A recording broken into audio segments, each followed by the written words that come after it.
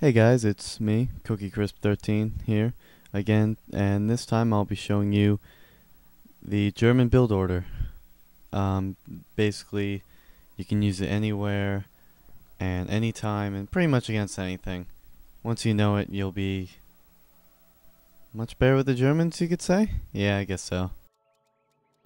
So I'll be facing the Indians, as you can see on Yucatan, and my opponent is in the bottom right hand corner of the map. You can speculate. You can see my deck here. If it were more water oriented, as Yucatan can be, like if I were playing an Aztec, I'd probably choose that water deck, but for now I'll stick with the land deck, because the fortress will be pretty important in case he gets an upper hand in Colonial. Immediately I've noticed that treasure there. I'm going to use a method that Moken calls creeping to get it. Basically there's an invisible circle, as you can see here, where if the treasure guardian leaves, he's just going to go back and sit down. So by abusing that, you can shoot him on his way back and get some free shots in to save your explorer some health and some time. Through creeping, you can get entire villager treasures with 6 coyotes on because they're really easy to creep. As the Germans, you kind of want to construct your house with a normal villager, because I think if you use your settler wagon, you're wasting villager seconds. They could be gathering food. You know, like the walk time, you're wasting twice as much time. Just something to keep in mind whenever you're building something, especially something as small as a house. If you're hearing music only come out of your left ear, that's my microphone and not your headphones being broken. Just had a hassle with the microphone, so just forgive me for that. If you pause to look at the Indian's deck, you kind of saw that he's got all these mercenaries, so it's implied that he's going to have a pretty strong colonial. I guess he'll probably want to stay in Colonial a long time as opposed to striking strong and then forting for Urumis. India's a really tough matchup for Germany. I mean, they've got a really strong musketeer type unit, and Germany has a really hard time countering it with simply X-bows and pikes, and in some cases late Colonial Doppelsoldners. So you're going to have to make really good use of your Uhlans in that case too. In fact, you'll see me use Uhlans as a sort of meat shield to put the Janissaries into melee, or Sepoys into melee, so that my X-bows can get some good hits off on them. And once again, if you look back to the screen, you'll see that I'm creeping. But you gotta be really careful, because India not only has faster explorers than you, but they have 2 of them. So I think it's worth the extra, like 70 hit points it'll take for my guy to walk back to the treasure and make sure that India doesn't steal it. After all, India's explorers are melee, so if they try and kill the treasure guardian, they'll have to be next to you in order to do it. And another thing I almost forgot is standard German build order is always 2 settler wagons first. Just like a lot of civs always ship villager cards first, like 3 vills, Germany always ship those 2 settler wagons. Best colonial card by far. So going back to my town center, you notice I didn't collect that gold crate. Well, I'm not really going to use the gold right now, so why bother wasting the villager seconds when they could be gathering food and I could be aging up sooner. So just another little thing to shave off time. The basic age up for Germany is 16 total slots for villagers.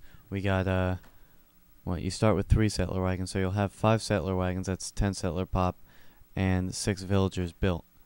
So that's a total of 16. You see I'm aging up with the wood guy. You'll collect that wood when you age up, but at this point, switch all your settler wagons to wood. I'm gathering it. You'll gather around 300. 200 of which you're going to save for a barracks, and 100 of which you're going to spend right now on a house. If you were sending some forward villagers, which I'm not because it's India and you probably would never want to do that, I normally send a settler wagon and a villager. 3 villagers basically. Settler wagon's a bit stronger and more resistant should like Minutemen or anything show up to try and attack them. So once again you can see me creeping, doing a crack on that other jaguar and running away, and you see the circle is right about that tree right there where my cursor just was, and you kind of want to click on him right before you think he's going to turn back, and then I just shift clicked for him to automatically get it afterwards. I was actually reading Mokon, Age of Empires Great. I was reading his biography on the Age of Empires part of his career, and he said that in order to make sure he was the best, he practiced his build order that he set, basically something like this that I'm telling you now, hundreds of times. Made sure he got to every single second. You know, like click the age up button at like 3 minutes. Like he had it every time. So I guess the moral of the story is practice makes perfect. I don't know if I'd ever practice that much. But you saw my settler wagons over here, building the barracks ASAP. I got 3 of them on there, so that's equivalent to 6 villagers. No other civilization can build that fast. Alright, as soon as that barracks is up, I'm going to start making some expos. Immediately ship 8 in. 8 and 2 Ulans, especially against India. Most times, they won't have that shipment to get the Soars out.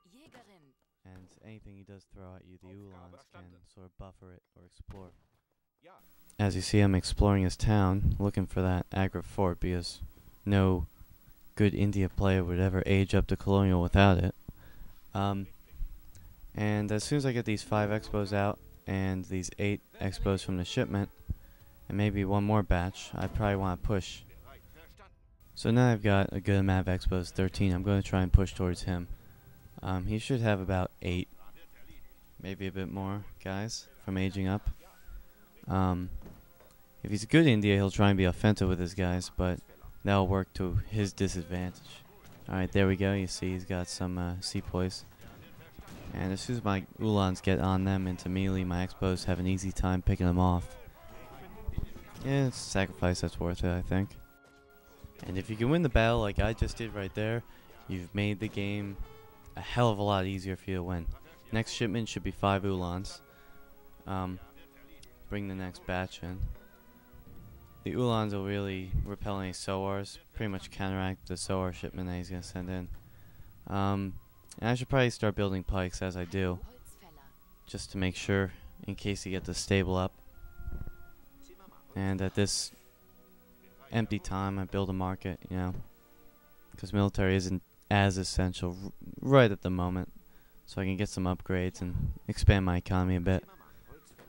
But notice where I put my market. I put it in a forward position. In case he brings his Soars up that I know he's going to have, I'll see it with the market first, so I could evade my villagers later. And here come the shipment of 5 Ulans. I'll use them to raid, basically, because with the Agra fort, I don't have enough siege to attack it or take it down without losing all my guys and essentially losing the game. There's that house placement blocking the empty path, so Soars will have a hard time getting around it.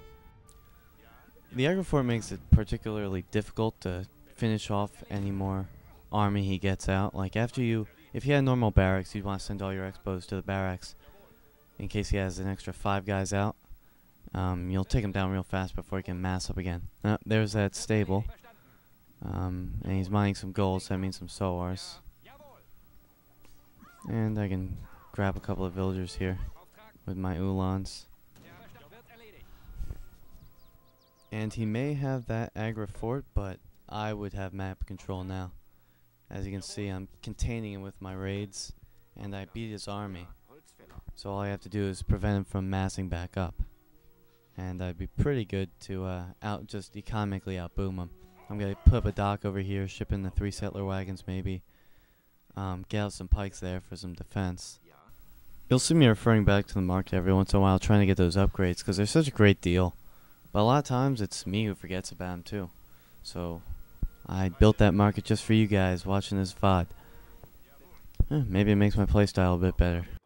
So I am approaching the last minute here in my VOD, and since YouTube's being annoying and not letting me upload more than 10 minutes, I'm going to have to cut this a bit short into 2 pieces. Feel free to post any more suggestions if I make any more VODs of what I can do for you. Let me just go over the build lore one more time. So you want to age up with 16 villagers, age up with the wood politician, gather 300 wood in the meantime with your settler wagons, build a house or 2, build barracks, collect that wood, 400 wood that you gathered. You also want to immediately build some more houses, ship in 8 expos to Ulan, build 5 expos, and then ship in 5 Ulan. And that's basically the German build order there. So if you want to see the end of the game, look for the part 2 of the VOD, alright? Yeah, this is Cookie Crisp 13 from HeavenGames.com, and thank you.